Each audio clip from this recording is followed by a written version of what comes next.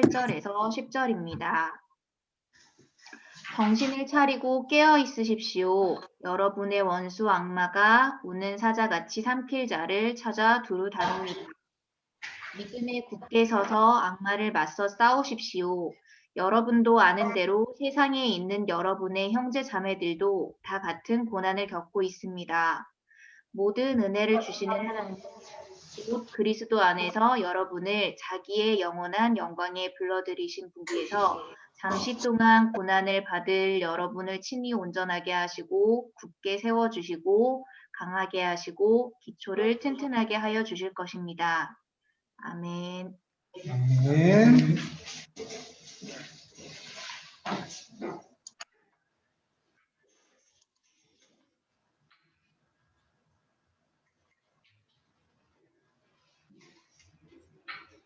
예, 약간 영상에 조금 어려움이 있어서 약간 착오류가 있었습니다. 예.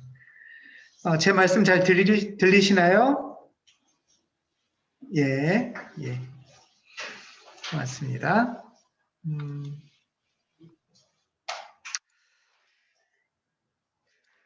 안녕하세요.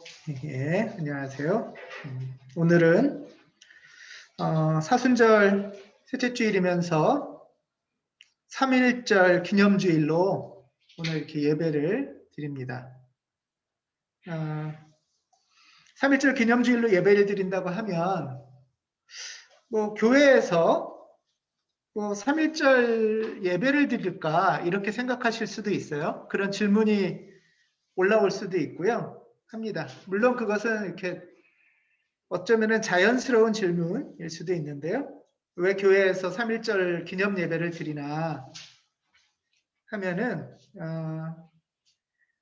첫 번째는 3.1운동이 우리나라 전체를 볼 때 1919년 3.1운동이 우리나라 역사에서 지금의 삶까지 아주 큰 중대한 의미를 갖기 때문이고요. 그러니까 우리나라 역사적으로도 중요하고요. 3.1운동이. 또 하나는 이 중요한 3.1운동에 한국교회가 깊이 참여했고 그 다음에 3.1운동 이후의 결과가 한국교회를 형성하는 데도 큰 영향을 미쳤어요. 그래서 3.1운동에 대해서 우리가 같이 생각하고 또 예배도 드리는 겁니다. 1800년대, 그러니까 1919년이 이제 3.1운동이 시작한 해인데요. 1800년대는 조선이 망해가던 시기였습니다. 1800년대. 그 당시에 많은 사람들은 이 망해가는 조선 이후를 어떻게 살아야 되나 하는 고민들이 뭐 지식인들도 있었고 양반도 있었고 민중들도 있었고 다 고민이었어요. 요즘 표현으로 하면 조선의 올드 노멀이 무너지고 뉴 노멀을 찾아가던 시기예요. 요즘 그런 용어 유행하잖아요. 코로나 이후에 뉴 노멀은 뭐냐. 근데 조선이 그런 시대였어요. 표를 하나 보시겠어요? 네, 됐습니다. 고정석 집사님. 예. 글씨가 보이시나요? 예. 이 표를 보면 조선이라는 나라가 올드 노멀이 있었어요. 그 세 가지인데요. 종교 사상적으로는 유교 체제, 유학이라고 하면 사상이고 유교라고 하면 종교인데 종교 사상은 분리되는 게 아니에요. 종교 사상 체계가 있고요. 유교라는. 그러니까 통치 체제는 군주, 왕과 귀족이 지배하는 군주 체제. 그다음에 외교 주권은 4대, 중국에 대한 4대 체제. 이게 이제 조선을 지탱하는 방식이었어요. 그런데 3.1운동은 이 조선의 세 가지 올드 노멀이 무너지고 거부되는 운동이 3.1운동입니다. 오늘은 국사 수업 시간 같아요. 그렇죠? 예. 예, 여러분들 학교 때 배웠던 것들도 한번 떠올려 보겠습니다. 제가 일타 강사는 아니지만 예. 3.1운동을 통해서 이 세 가지 올드노멀이라는 기준이 무너졌는데요. 예를 들면 가장 쉽게는 3.1운동은 일제 통치를 거부한 거잖아요.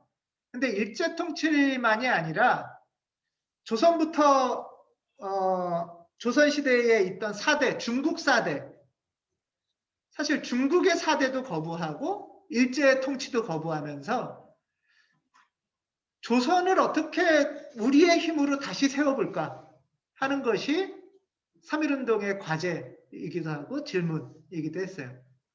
외부의 힘에 의해서 세우지 말고 조선에 의해서 조선을 세워보자라는 게 당시에 일치된 표현이었어요. 밑에서부터 볼게요. 그래서 사대주의, 중국 사대나 일제 사대를 다 거부하는, 어떻게 조선의 힘으로 조선을 세울까? 그 다음에 통치 체제에 있어서는 1800년대 말은 고종이 이제 대한 제국이었잖아요. 제국은 황제의 나라라는 뜻이죠. 근데 이제 왕, 양반들이 지배하는 제국이 아니라 대한 민국으로 이름을 바꿔요. 3.1운동 이후에. 3.1운동 이후에 임시정부가 상해에 생길 때 그 임시정부의 이름은 대한 민국이에요. 그러니까 민의 나라를 세우자. 조선 이후에 뉴노멀은 민의 나라예요. 조선 이후에 주권은, 외교 주권은 4대를 거부하고 외세를 거부하고 우리 힘으로 세우자. 그 다음에 우리나라를 통치를 누가 하냐? 왕이나 귀족이 하지 않고 민이 하자. 이게 합의된, 3.1운동에서 합의된 뜻이었어요. 모든 사람들의. 세 번째는 조선을 지탱하던 이 유교 체제, 유학 사상을 거부하는 것이었어요. 한 나라가 건강하게 새로운 기준을 세우고 새로 쓴다는 것은 외교 주권이나 통치 체제와 더불어 종교 사상이 굉장히 중요합니다. 어떤 생각을 하며 살아갈까 하는 게 굉장히 중요합니다. 조선은 유교의 나라, 유학의 나라죠. 조선은 사대부들이 유학으로 세운 나라예요. 유학으로 세운 나라이기 때문에 유림들이 앞장서서, 사대부들이 앞장서서 유학을 열심히 공부했어요. 이 조선은. 그리고 이 유학자들이 왕도 유학을 가르쳤어요. 왕을 엄청 공부시켰죠. 그리고 백성들도 다 유교를 가르치려고 동네마다 서당을 만들고 다 뭐 부부 간의 관계, 가족 간의 관계, 조상을 어떻게 섬길까, 효를 어떻게 할까, 전부 유학을 가르치는 게 목표였죠. 그리고 요즘으로 치면 공무원 시험, 과거 시험의 과목도 당연히 유학이 과목이었고요. 그렇게 해서 조선은 유학 종교, 유학 사상이 이렇게 지배하고 떠받치던 나라였는데요. 조선이 망해간다는 것은 외교 군주나 통치권만이 아니라 사실은 종교 사상이 무너진다는 뜻이에요. 그러니까 조선이 망한다는 것은 아무도 유학의 가르침을 더 이상 따르지 않는다는 뜻이에요. 사대부나 유학자들도, 양반들도 유학의 가르침대로 안 살아요. 백성들도 그것대로 안 살아요. 예를 들면은 과거 시험을 봐도 유학의 공부로 과거 벼슬을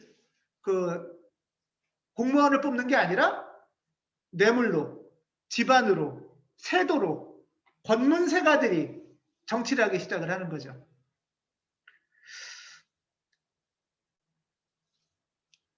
유학 체계를 아무도 따르지 않는 나라가 된 거예요. 조선이 망한다는 거는.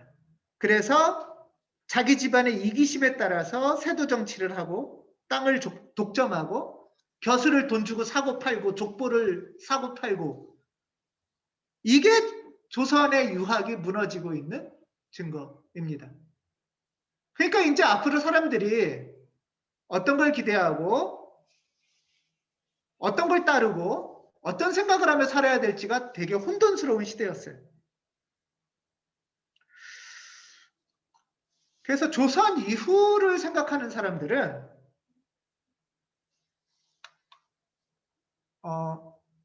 화면이 PPT가 안 나오네요.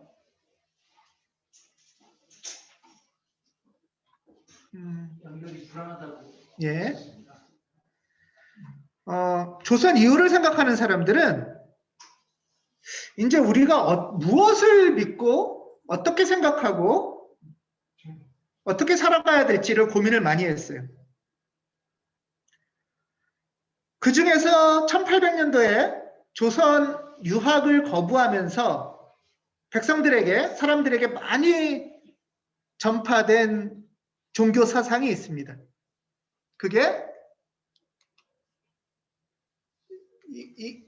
고정석 집사님, 이게 안 움직이네요. 한 번만 더 해주시겠어요? 클릭을. 예, 됐습니다. 예, 됐습니다. 이제 됩니다. 동학이라는 거예요. 동학. 동학 들어보셨나요? 예. 전봉준 장군 들어보셨죠? 예. 동학은 말 그대로 뭐의 반대말일까요? 예, 서학의 반대말이죠. 서의 반대. 서학은 뭐죠? 서학은 천주교예요. 천주교. 예. 가톨릭을 말하는 거예요. 천주교.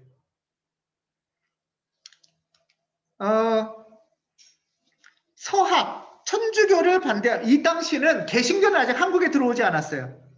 개신교인들은 아직 없어요. 당시에 그러니까 카톨릭을 거부하면서, 근데 서학은 아닌 것 같고 우리한테 맞는 걸 찾자 한 게 동학이에요. 아마 당시 조선 민중들이 카톨릭을 전파한 나라 프랑스가 공격적으로 들어와서 그거에 대한 거부감이 굉장히 컸던 것 같아요. 프랑스가 군함과 더불어서 들어온 것이 아주 커서 서학에 대한 거부감은 아주 많았나 봐요. 1800년도 말에 1860년도에 동학이 유학을 대신하는 종교사상으로 우리나라에 급속도로 퍼집니다. 일대 동학의 사상은 뭐냐 하면 일대 교주 최재우, 수훈 최재우 선생은 한자로 저게 보이시나요? 예, 시천주예요. 시천주. 예, 시가 모신다는 뜻이에요. 모신다. 그러니까 뭘 모셔요? 천주를 모신다는 거죠. 천주. 그러니까 사실은 서학을 거부하지만 서학이 뭐예요? 천주교죠. 천주를 또 인정하는 거예요. 동학에서도. 네, 천주를 모신다. 이게 무슨 말이냐면 천주를 모시는 사람은, 사람이 천주를 모시면 모든 사람은 고귀하다. 이런 뜻이에요. 양반도 천민도 없고 귀족도 백성도 없고 천주를 모시는 사람은 다 동등하게 고귀하다. 이게 이제 동학사상의 아주 핵심이에요. 아마 귀족들, 양반들한테 이렇게 너무 짓밟혀 살던 백성들에게 이 동학사상은 굉장히 많은 인기를 얻고 급속도로 아주 퍼져갑니다. 시천주에 이어서, 근데 이제 조선 정부는 당연히 동학을 거부하겠죠. 그래서 최재우를 바로 사용을 시켜요.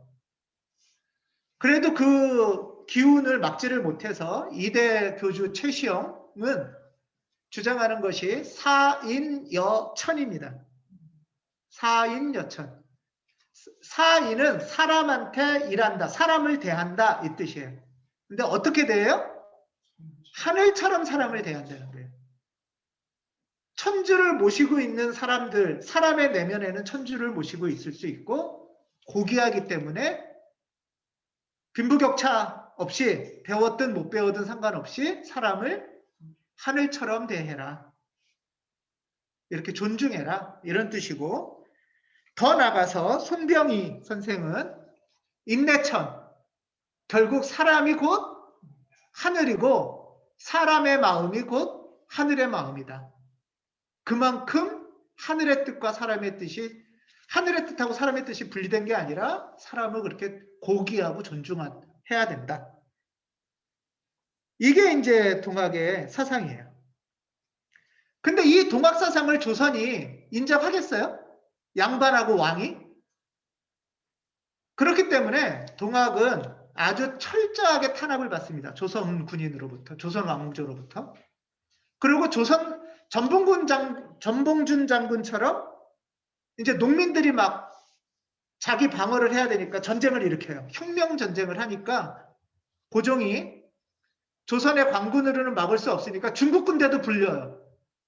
사실 말이 안 되는 거죠. 중국 군대를 불려서 자기 백성을 죽이라는 게. 또 일본 군대도 들어와요. 그렇게 해서 동학은 아주 빨리 퍼져가지만 그 퍼져간 속도만큼이나 굉장히 심각하게 탄압을 받고 다 뿔뿔이 흩어지고 숨어 들어갈 수밖에 없게 돼요. 다 도망가서 뿔뿔이 흩어져요. 이게 이제 1800년대 말 때 이야기입니다. 1800년대 말, 1900년대 초. 예. 이때 동학교인들이 어디로 다 숨어 들어갈까요? 교회로 많이 숨어 들어갑니다. 개신교회. 가톨릭 교회가 아니에요. 가톨릭 교회는 서악하고 부닥치고 프랑스 정부와 있기 때문에 동학교인들이 그러면서 피신에 들어가는 곳이 개신교회입니다. 여러분 아시는 인물 중에 누가 있냐면 김구 선생 아시죠? 김구 선생이 원래 동학 전쟁에 앞장섰던 사람이에요.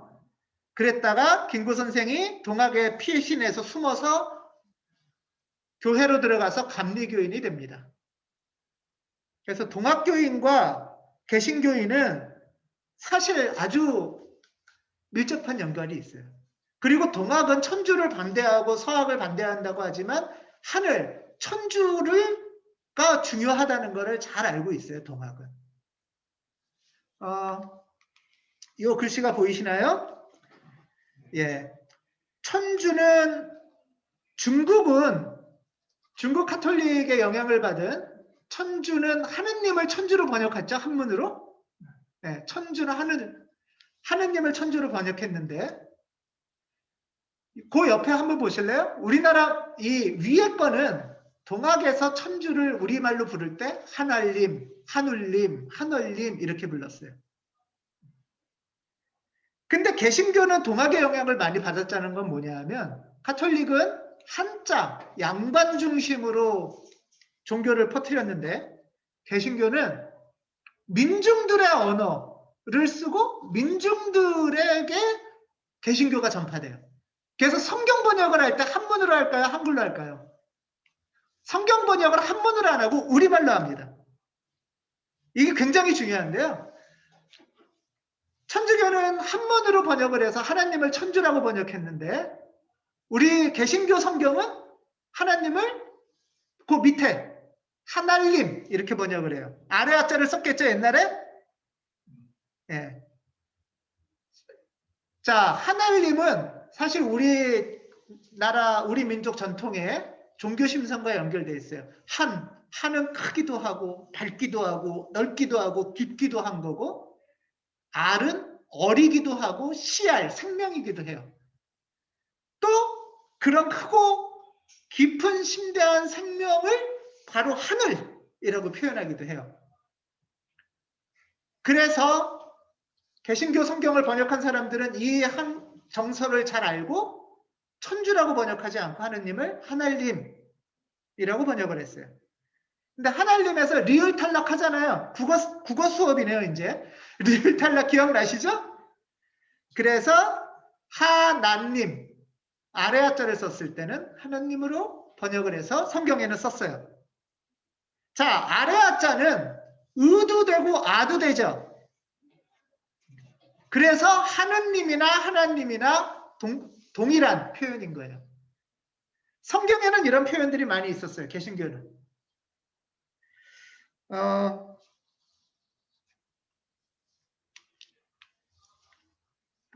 사실 제일 끝에 하나님은 한 분이라 원 숫자 1을 강조하고 이거는 나중에 성경 맥락 없이 해석한 잘못된 해석이에요.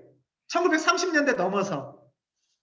예, 원이란 뜻으로 하나님을 해석한 게 아니에요. 성경 번역에서는. 바로 앞에 이 맥락에서 하나님에서 온 거죠.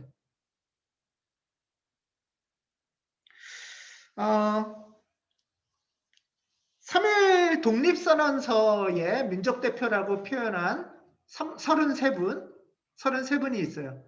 이분들의 종교를 에 따라서 구분을 하면 어떤 종교가 있을까요? 이 표가 있는데요. 33인 중에 동학 대표가 15명이에요. 불교 대표가 2명이고요. 개신교 대표가 16명이에요. 이렇게 해서 33명이 됩니다. 불교 대표 중에 유명한 한 분은 여러분 잘 아시는 분일 거예요. 누구? 예, 한용운 선생과 그의 그 사형인 백용성 이런 불교. 근데 사실 조선시대 불교는 거의 없어서 이 분들이 아주 대표적으로 있고요. 사실 이만큼 3.1 독립선언서 민족대표 33명 중에 개신교가 굉장히 중추적인 역할을 합니다. 여기에 잘 보면 조선을 이끌었던 유학 대표가 없죠. 또 가톨릭 대표도 없죠. 이런 것들이 이제 당시의 상황을 짐작하게 하는 거죠.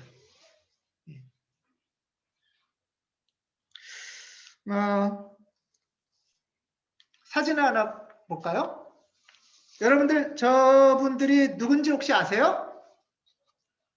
맨 왼쪽 분이 누구실까요? 예, 안창호 선생입니다. 안창호. 그 다음에 가운데 분이 누구실까요?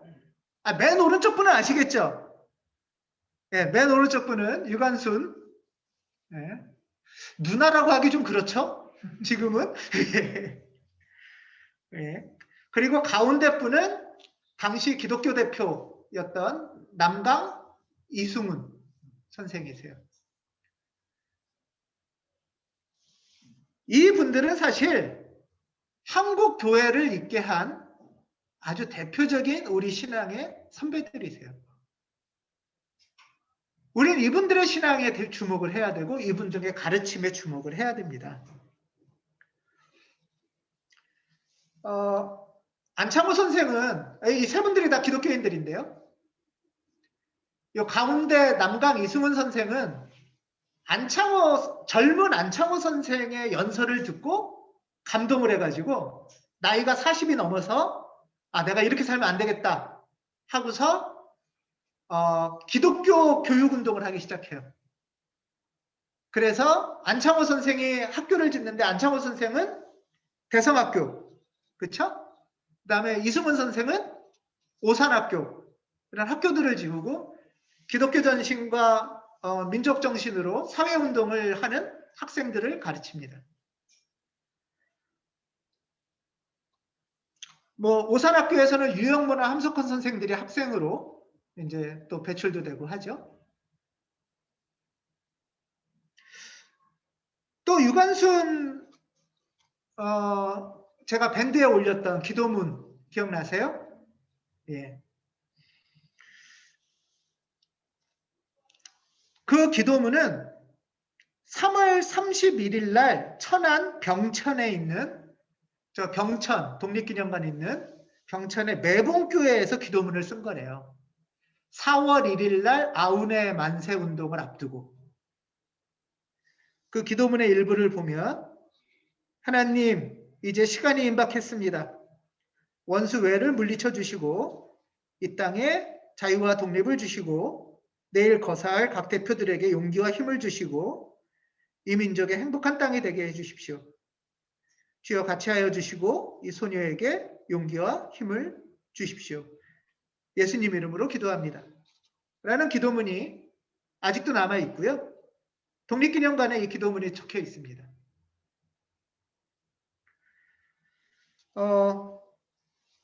3.1운동은 한국교회가 개신교가 소개된 지 한 40여 년 만에 행동으로 옮긴 아주 대단한 신앙 실천이었습니다. 또 하나는 기독교만 한 게 아니라 이것이 중요하고 이것이 해야 될 일이니까 같이 하자고 하면서 다른 이웃 종교인들하고 손을 잡고 한 거죠. 동학하고 안 해, 불교하고 안 해, 이게 아니고 이 선한 일을 같이 하자 하면서 애쓴 결과입니다. 그런 면에서 3.1운동이 우리에게 굉장히 중요한, 한국교회에게 사실은 굉장히 중요한 일입니다. 그런데 저분들이 잘 주목을 못 받은 거는 저분들이 평신도라 그래요. 목사님만 주목받는 기독교, 이건 문제가 있죠? 이승훈 선생은 나중에 열심히 신앙생활을 해서 장로님까지 됩니다.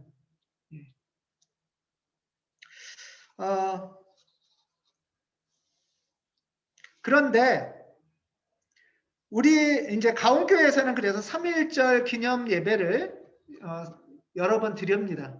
그리고 3.1절을 맞이해서 한국교회 초기의 신앙 선배들을 돌아보고 또 같이 배우기도 합니다.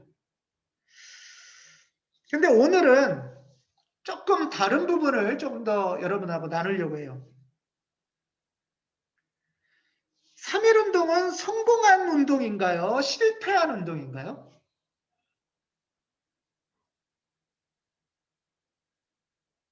(3.1운동을) 통해서 조선이 독립을 못했죠.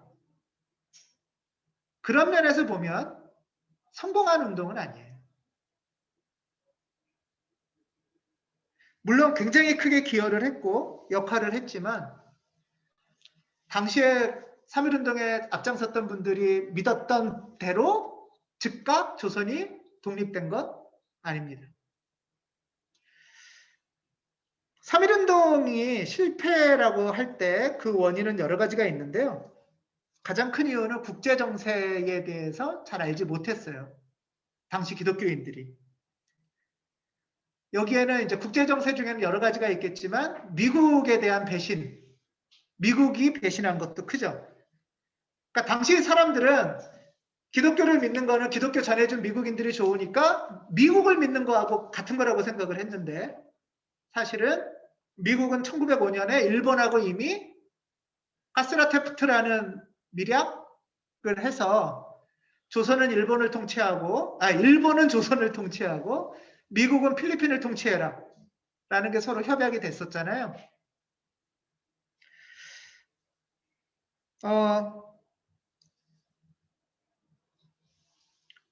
한국교회는 아주 훌륭한 기도로 믿음의 행동을 한 건 분명하지만 국제정세도 잘 모르고 신앙도 얼마 되지 않아서 판단이 미숙했었어요. 오늘 얘기하고 싶은 부분은 이겁니다. 신앙생활한 지 한 40여 년 정도의 역사가 있는 한국교회에서 한 50여 년 가까이 되겠네요. 그 한국교회에서 믿음으로 하면 되겠다, 믿음으로 하자 하고 행동으로 나선 거는 맞지만 분별과 성찰이 무엇인지는 잘 모를 때였어요.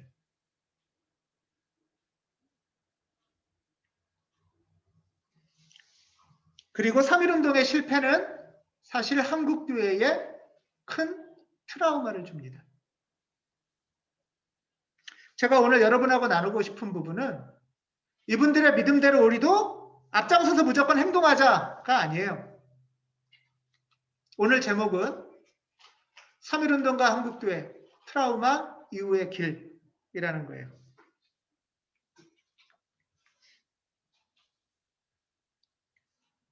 대단한 결단과 믿음으로 행동했지만 그때 기대한 거와 다른 결과가 올 수도 있다는 걸 한국교회는 처음 만났어요.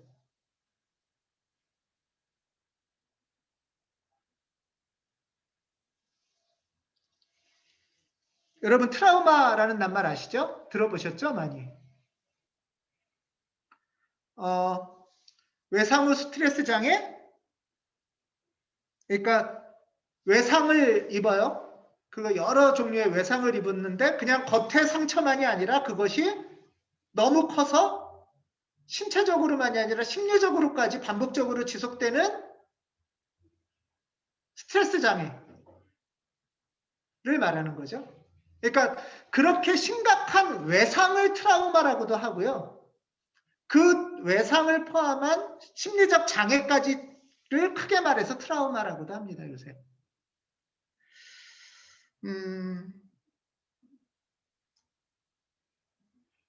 3.1운동에 믿음으로 3.1운동을 하면 될 거라고 했는데 안 됐을 때 한국교회는 이제 뭐라고 설교를 하죠? 어떻게 기도를 해야 되죠? 이런 문제가 한국교회는 커다란 심각한 내상, 상처를 입습니다.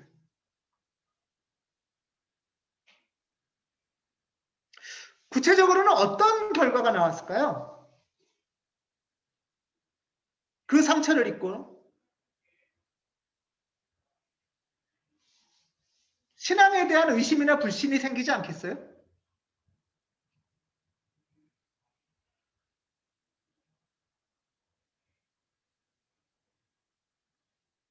개신교가 교회로 들어가면 조선을 대체해서 이제 뭐든지 해결이 될 것 같다고 생각하고 믿고 부푼 꿈으로 기독교인이 됐는데, 그리고 결단하고 행동까지 했는데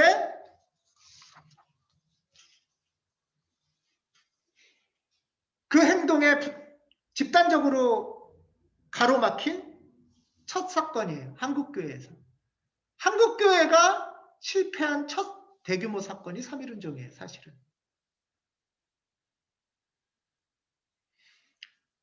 이 트라우마의 결과는 무엇일까요? 여러분도 신앙생활하고 기도하고 믿고 행동했는데 내가 예상하지 못했던 결과가 올 수 있죠. 그랬을 때 신앙에 의심이나 불신이 생길 수 있어요. 또는 어떻게 해야 되는지 질문이 생길 수 있죠. 당연히. 3.1운동 이후에 사실은 한국 교회를 떠나는 사람들이 많이 생겼어요. 될 줄 알았는데 안 되는구나.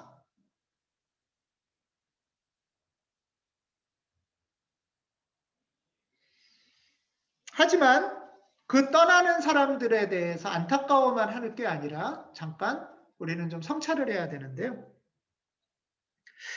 당시에 왜 많은 사람들이 교회로 그렇게 몰려왔을까? 교회에 가면 밥을 줬고요. 교회에 가면 치외법권이었어요. 미국인 선교사들이 있었기 때문에 힘이 있었어요. 하도 밥을 찾아 많이 와서 미국 선교사들은 한국 크리스천들을 라이스 크리스천, 쌀 기독교인 이렇게 비아냥거릴 정도이기도 했어요.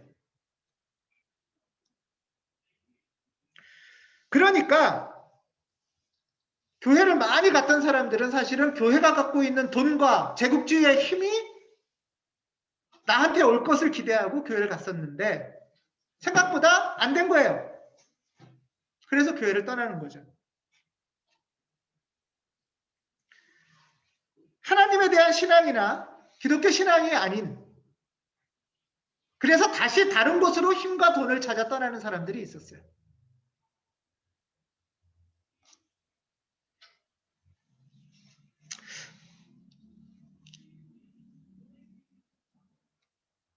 둘째는 교회에 남아있긴 하는데 기독교의 신앙이 3.1운동 때보다, 3.1운동 이전보다 신앙이 퇴행을 했어요. 그런 사람들이 많았어요. 또 신앙이 퇴행을 한다는 건 어떤 거냐 하면 이 나라나 사회에 관심 가져봤자 다 쓸데없다. 이제 내가 교회 다니고 신앙하는 이유는 그냥 내 한 몸 좀 잘 지키고 그러다 죽어서 천당 가는 거다. 라는 생각들이 퍼지기 시작을 해요. 이제.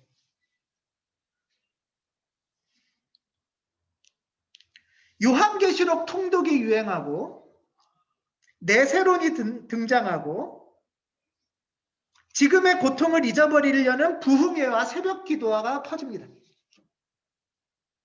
한국교회는 사실 1930년대부터 예수천당 불신지옥이 생긴 거예요. 예수천당 불신지옥은 그때 생겨요. 내세론도 그때 확정돼요.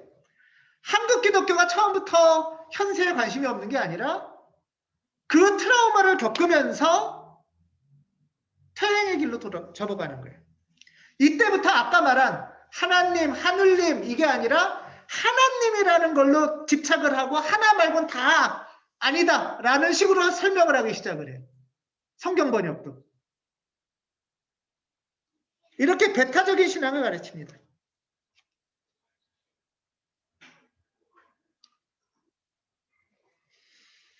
제가 오늘 여러분하고 나누고 싶은 것은 이 트라우마 이후의 길인데요.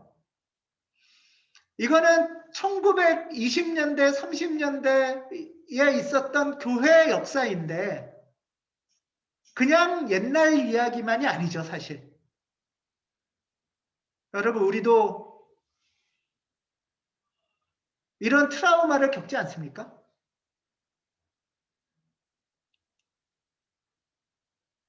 우리도 살면서 예상치 못한 외상을 겪어요. 그리고 그게 반복적으로 내 안에 두려움도 주고 불신도 주고 의심도 주고 때로는 화도 내고 이런 과정들을 겪습니다.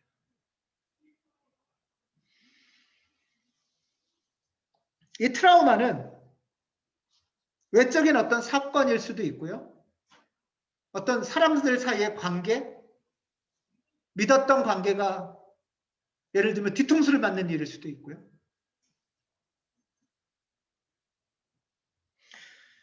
교회 생활 중에나 신앙 생활 중에 트라우마를 겪기도 하죠, 여러분.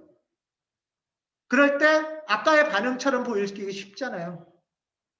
교회 그까짓 거 신앙 다 필요 없어 떠나거나 교회 속에 남아있고 신앙 속에 남아있지만 다른 퇴행으로 가진 않나.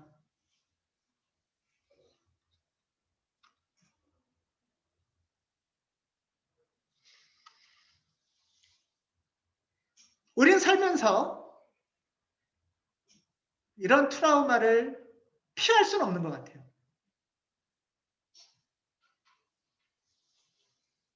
그럴 때 이 트라우마를 어떻게 다루고 겪어갈 것인가 하는 것이 굉장히 중요합니다. 개인의 삶에서도 중요하고 가정에서도 중요하고 교회 집단적으로도 중요한 거예요. 한국교회는 이 트라우마를 어떻게 다뤘나? 나는 어떻게 다룰 것인가?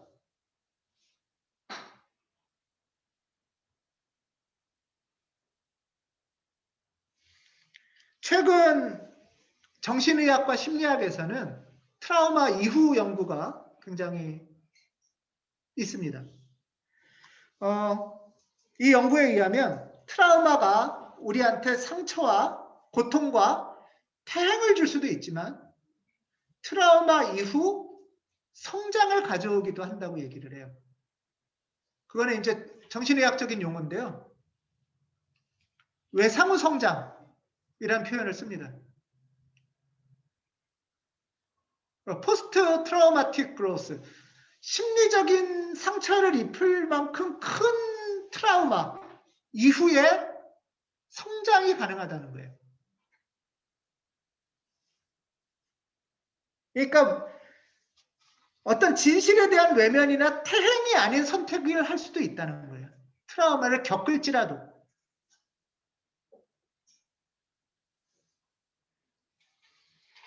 어, 1998년에 미국 심리학회 회장인 셀리그만이라는 교수가 한 실험을 했습니다. 제가 왜 미국 심리학회 회장이라고 얘기를 하냐 하면 그냥 단순한 이렇게 자기계발서 이런 게 아니라 정신의학적인 지금은 뭐 의사들도 많이 하고 있고 제가 최근 논문도 찾아보고 있거든요. 또 심리학적으로도 아주 많이 연구가 되는 분야더라고요. 이 교수가 한 실험을 했는데요. 사람들을 한 집단을 이제 방에다가 넣어놓는데 소음이 큰 방에다가 하루를 넣어놔요. 소음이 큰 방에 하루 동안 있게 합니다. 그리고 이제 다음 날에는 어떤 좀 행동을 그래서 그 점프를 조금 몇 번을 하고 스위치를 누르면 그 소음을 멈추게 할 수 있다 하는 소음을 멈추게 하는 방법을 알려줘요. 첫날은 그냥 소음에 있는 방에만 넣어놓고 둘째는 이제 소음을 멈추게 할 수 있는 행동을 가르쳐줘요. 이렇게 하면 소음이 멈출 수 있다. 자, 여러분들은 그 행동을 하시겠어요? 안 하시겠어요? 당연히 할 거죠. 그렇죠? 소음을 멈추게 할 수 있는 그렇게 어려운 행동이 아니었거든요. 몇 번 이렇게 움직이고 하면 되는 거였어요. 그런데 실험 대상자 중에 70%가 그 행동을 안 했어요. 70%가.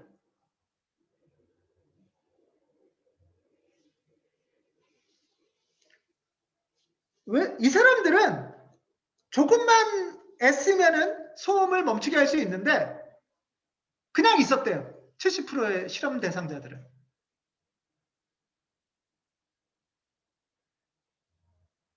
그래서 왜 그냥 있었는지 물어봤는데 뭐 별로 소음이 뭐 그냥 견딜만 하고 라고 반응을 했대요.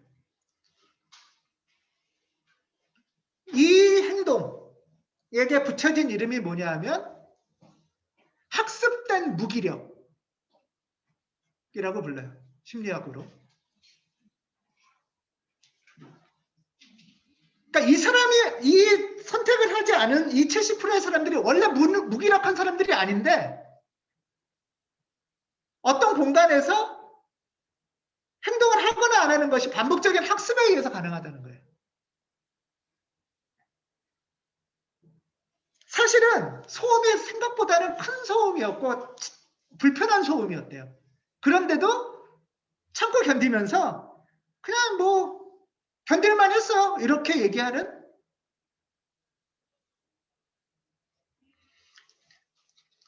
근데 연구자들이 주목한 거는 학습된 무기력 이 사람들 70%만이 아니라 그럼 어떻게 이 30%는 행동을 했을까? 무기력의 학습을 안 하고 이거에 주목을 한 거예요. 꽤 오랜 시간에 연구를 했더라고요. 15년간 이제 여러 연구를 했는데요. 이 30%의 특징은 뭐냐면 내가 어떤 행동을 하면 나한테 어려움을 주는 것들이 해소될 거라는 믿음이 있는 사람들이래요. 그 능력이 내 안에 있다는 생각을 하는 사람들이래요. 그 능력을 뭐라 하냐면 회복 탄력성이라고 불러요. 그러니까 내 안에 회복 탄력성이 있고 나는 어떤 수고를 하면 지금 나한테 주는 이 스트레스를 감소시킬 수 있다라는 생각을 한대요. 근데 이 사람들도 원래 그런 것이 아니라 이것이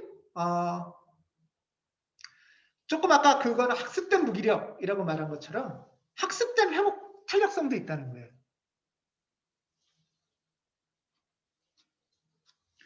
예를 들면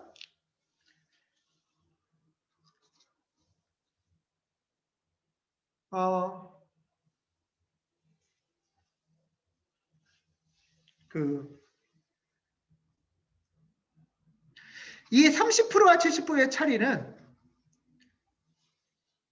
내가 스트레스 장애를 감소시킬 수 있는 능력이 있을까 내 안에 라는 거에 대한 생각, 신뢰 그게 굉장히 중요한 기준이 되고요. 또 하나는 그렇게 할 수 있다는 사회적이거나 공동체적인 지지를 내가 받아들일 것이냐 안 받아들일 것이냐로 구분이 된대요.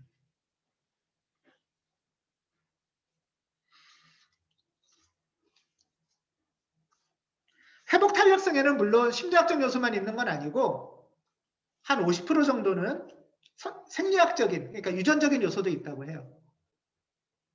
그런데 이 연구 결과 중에 되게 재밌는 표현이 있었는데요.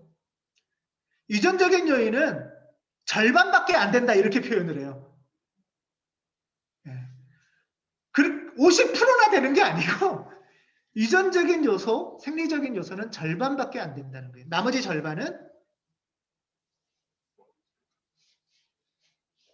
내 안의 회복 탄력성에 대한 신뢰, 또 당신 안에 그런 회복 탄력성이 있다는 동료나 공동체의 지지를 내가 받아들이느냐 마느냐와 관련돼 있대요.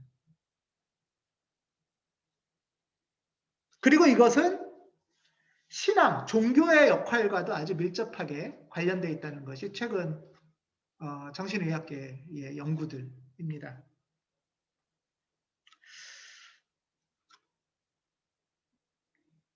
개인적으로든 교회적으로든 트라우마는 우리 인생에서 저는 피할 수 없는 경험이라고 봅니다. 문제는 나한테 다가오는, 그리고 내가 겪는 트라우마를 어떻게 바라보고 어떻게 다룰 것인가와 관련되어 있습니다.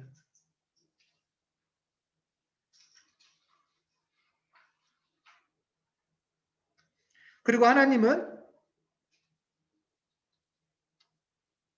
이 트라우마를 다룰 수 있는 힘과 능력을 주시는 분이고, 교회 공동체는 그 가능성을 끊임없이 지지하고 연대하는 관계라는 것이죠.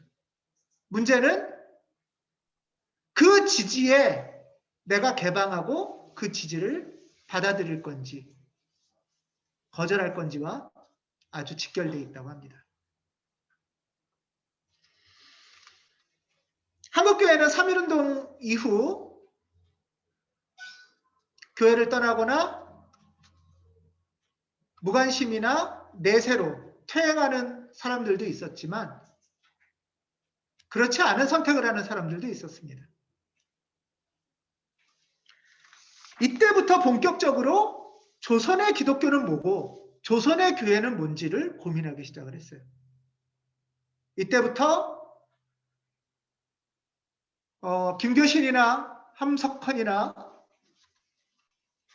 유영무나 이런 고민들도 나오기 시작했고요. 또 한편으로는 사회주의와 기독교의 장점을 어떻게 연결할 수 있을지 이동이나 여운형과 같은 사람들이 나오기 시작을 해요.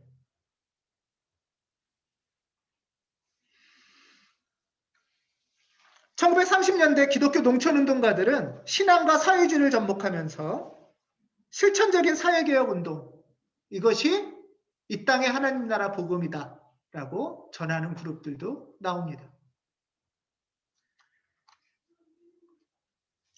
우리는 트라우마 이전에 아무 상처를 안 받던 이때가 온전했다고 생각할지 모르지만 사실은 트라우마를 아무도 피할 수는 없는 현실이고, 그 가운데 이 과정을 어떻게 다루어서 이후의 성장으로 나아갈 수 있을지, 그것이 사실은 신앙의 여정일 것입니다. 고난은 우리에게 깊은 트라우마를 남깁니다. 교회적으로도 역사적으로도 개인의 삶에서도 이 트라우마는 분노나 무력감, 불안과 불신을 가져옵니다. 그러나 이것이 사실 계속되진 않습니다. 의학적으로는 외상은 시간이 지나면서 점점 통증이 가라앉고 회복돼 간답니다. 그런데 심리적인 상처를 회복되지 않을 것이라는 믿음은 오히려 아주 비상식적인 믿음이라는 거예요.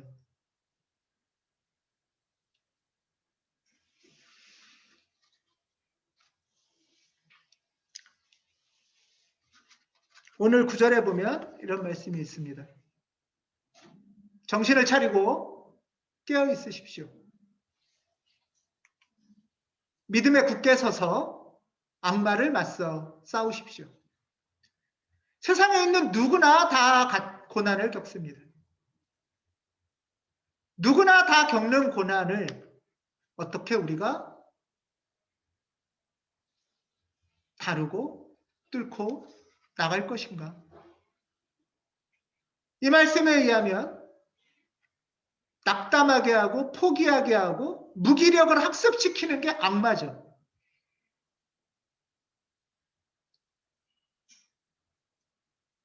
우리는 모두 고난을 겪지만 그 트라우마에 평생 사로잡혀 살 필요는 없습니다. 우리 안에는 하나님이 주시는 회복 탄력성이 있고 또 이 회복 탄력성을 믿어주고 지지하는 공동체가 있습니다. 내 안에 회복 탄력성을 신뢰하고 나를 지지하는 연대의 손을 바라보면서 나를 개방하는 것이 무기력 학습이 아니라 회복 학습을 가능하게 한다고 합니다.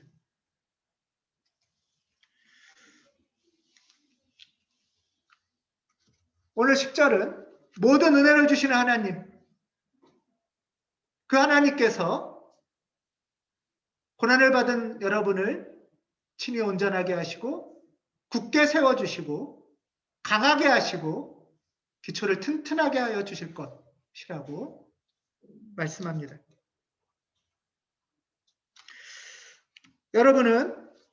우리는 고난을 겪을 때 지금 당하고 있는 고난에서 어디에 사로잡히고 어디에 주목할지 질문을 받습니다. 하나님의 도우심과 신앙 동료의 지지가 여러분을 외상후 성장으로 인도할 것입니다. 불행과 불안과 불신에 악마의 세력에 사로잡히지 않고 내 안의 회복 탄력성을 믿고 하나님의 도우심과 교회의 지지에 개방하는 우리 모두가 되기를 주님의 이름으로 기원합니다. 아멘. 기도하겠습니다.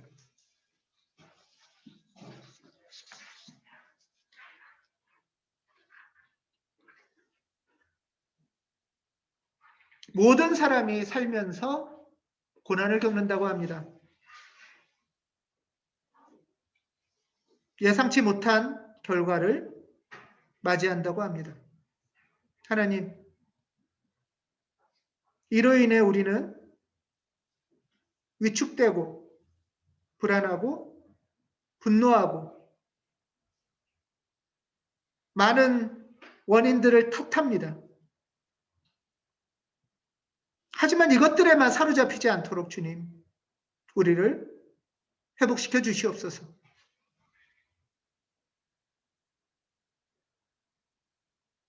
우리 안에 있는 당신의 힘을 믿습니다. 우리에게 손을 내미는 공동체의 지지를 믿고 나를 엽니다.